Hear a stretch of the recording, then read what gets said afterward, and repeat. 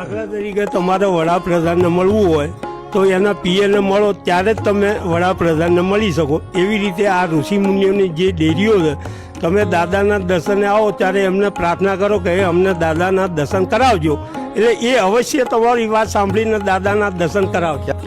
હર હર મહાદેવ. મિત્રો તમને ખબર છે, અમદાવાદમાં અમુક એવા સ્થળો છે જે આસ્થાના કેન્દ્રો છે જેના વિશે કદાચ ઘણા લોકોને ખબર બી નહીં હોય. એવા જ એક જગ્યાની વાત કરું છું, શ્રી સોમનાથ મહાદેવ, જે ગ્યાસપુર પાટિયાની સામે આવેલું છે અને સુએસ ફાર્મ ખેડૂત મંડળ દ્વારા આનું સંચાલન થાય છે.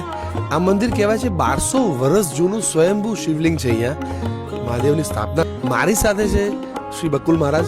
જય મહાદેવ. ક્યાંથી ઓળખાયું? આ અહીં જંગલ હતું, બાજુમાં નદી હતી.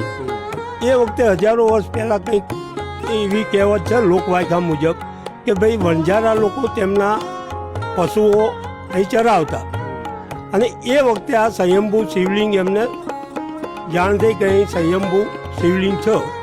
બીજી વિશેષતા એ છે કે મંદિર પાસે 50 જેવી ગાયો છે. આખા ગુજરાતમાંથી અહીં આવે છે, વિધિ કરાવે છે, અને અવશ્ય દાદા ફળ આપે જ છે. આ જગ્યા કેમ આટલી બધી પ્રસિદ્ધ નથી? લોકોને એટલું આ વિશે જ્ઞાન નથી. હમણાં શિવરાત્રી ગઈ, શિવરાત્રીએ તમે આવ્યા હો તો તમને ખ્યાલ આવે તો હાઈવે રોડ સુધી પબ્લિક લાઇનમાં ઊભી હતી. પણ પ્રખ્યાત કેમ નથી થતું કે અમે સોમનાથ મહાદેવની કોઈ પણ જાહેરાત અમે બહુ કરતા નથી. તમે આ દર્શન કર્યા, તમને કંઈક ભગવાનને લાભ આપ્યો તો તમે બીજા વ્યક્તિને વાત કરી. આ જેઠ મહિનાની અંદર મંદિર દ્વારા 2 દિવસ યજ્ઞ કરવામાં આવે છે. 121 જોડા અમે અહીં બેસાડીએ. બીજી વિશેષતા એ છે, શ્રાવણ મહિનાની અંદર ખૂબ દર્શનાર્થીઓ આવતા હોય છે.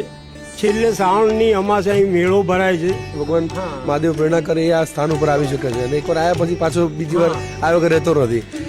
કેટલી સુંદર વાત કરી.